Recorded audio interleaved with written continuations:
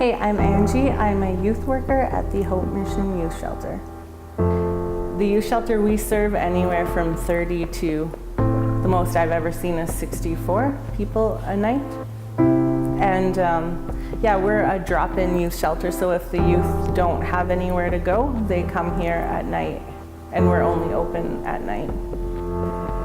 I started working at the Hope Mission 4 years ago, and I was at kind of a weird place in life where I didn't know what I wanted to do. I wasn't happy with my career. I wasn't happy with where my life was going, and so I kind of just sat down, went on a retreat one weekend with me and God, and he kind of just asked me when the last time I felt truly at peace and felt like I was being the person I was called to be, and that's when I was serving youth and children on different reserves in Saskatchewan and working at a Bible camp. And so that's when I realized maybe there's more to it, maybe that's what I'm called to do. And so I was like, God, if you want me to do this change, you're gonna have to really show me. And so I looked for jobs online, and within an hour I got a call back and had an interview set up for two weeks later, or 2 days later actually. And so yeah, God showed me that this is where he wanted me. My favorite part of working at Hope Mission is the fact that it's a Christian organization. So when I don't know what to do, I can go to my coworkers and be like, we need to pray this out. We need to just ask God for wisdom when we deal with this situation, deal with this youth, or how to encourage this youth to keep going.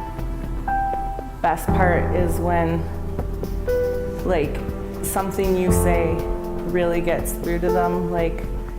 There's this girl that I adore. She's an alcoholic, really bad alcoholic, and so she comes in here sometimes and she can't even walk on her own, and so I take those opportunities to pray over her when she doesn't know I'm praying for her, because she'd turn it down if she knew.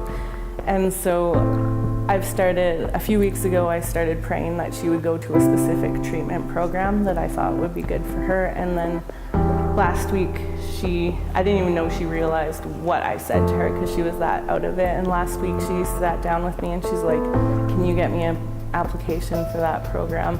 And so that was an amazing story. The hardest part while working here at the youth shelter is that the brokenness. Every day there's pain, every day there's hurt. We see these youth when they've lived their lives all day, and then they come in here at their worst. They're either addicted to something, so they come here on drugs, or they came here and they've been turned down by someone again, or hurt by a trusted person in the community. And so I think that's the hardest part, is seeing just brokenness and pain all the time.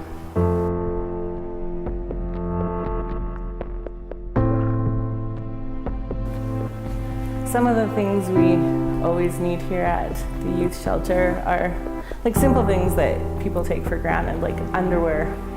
A few weeks ago, I gave a youth a brand new pair of underwear, and they were ecstatic.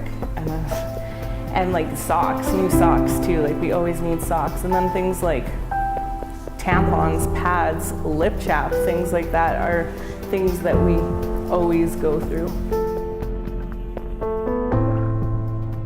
An everyday person can help by donating, volunteering their time, not necessarily at the youth shelter here, but serving meals, working at Tagler, things like that. And also, one of the big things that I think an everyday person can do is, when you see that homeless person on the street, don't ignore them. Don't walk past them and act like they're not there, because at the end of the day, it's us, the frontline workers, the intake workers, the people who are working on the trenches fighting for these people, that deal with that. And so one negative thing, it takes so many positive things to speak over that person. And I think, buy them a cup of coffee, ask them how they are.